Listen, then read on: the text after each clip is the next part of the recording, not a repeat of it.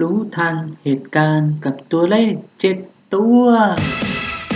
Wow. สวัสดีครับผมโจสโนวินนะครับวันนี้ก็กลับมาพบกันอีกครั้งใน EP 118งวดวันที่1กรกฎาคม2569เลขเด็ดเลขดังมาแล้วจ้าเดี๋ยวในงวดนี้เรามาลองติดตามกันต่อว่าเลขเด่นๆจะเป็นเลขใดติดตามรับชมกันนะครับงวดวันที่1กรกฎาคม2569เลขเด็ดโจสโนวินในงวดนี้เลขเด็ดโจสโนวินจะให้เลขเด่นหลักไปที่เลข7เลข9และเลข4ให้เลขเด่นรองไปที่เลข2และเลข0ก็สามารถจับเล่น3ตัวได้ดังนี้ครับเลขเด็ดโจสโนวินในงวดนี้จะให้เลข3ตัวไปที่792 794และ472และเลขเด็ดโจสโนวินจะให้เลข2ตัวเป็นเลขดังนี้นะครับเลขเด็ดโจสโนวินในงวดของวันที่1กรกฎาคม2569จะให้เลข2ตัวไปที่20 72 92และ94เดี๋ยวต่อไปเราจะไปดูเลขดังรวมสรุปเป็นเลขเด่นกันบ้างว่าในงวดนี้แต่ละสำนักจะให้เป็นเลขใดติดตามรับชมกันนะครับงวดวันที่1กรกฎาคม2569เลขดังรวมสรุปเป็นเลขเด่น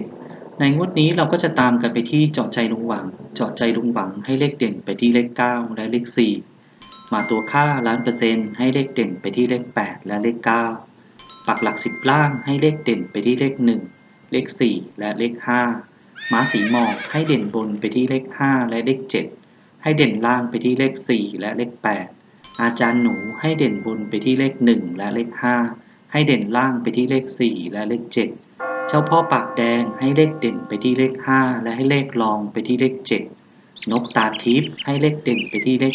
4เลขดังรวมสรุปเป็นเลขเด่นได้เลขดังนี้นะครับสรุปเลขดังรวมเป็นเลขเด่นในงวดนี้จะให้เลขเด่นไปที่เลข4เลข5และเลข7ก็สามารถจับเล่น3ตัวได้ดังนี้ครับ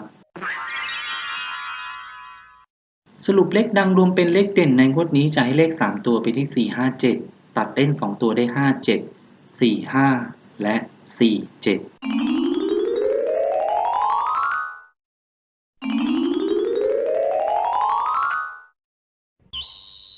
กฎแห่งกรรมหมุนเวียนผ่านไม่รู้จบให้ได้พบกรรมกำหนดวาสนาทำความดีสร้างกุศลจะนำพาบุญรักษาให้ชีวิตมีแต่รวยผมก็ขอจบการนำเสนอรู้ทันเหตุการณ์กับตัวเลข7ตัว EP 118งวดวันที่1กรกฎาคม2569ก็ขอให้เพื่อนๆทุกคนโชคดีถูกหวยร่ำรวยและขอฝากกดติดตามโจสโนวินกันด้วยนะครับขอบคุณเพื่อนๆที่ติดตามรับชม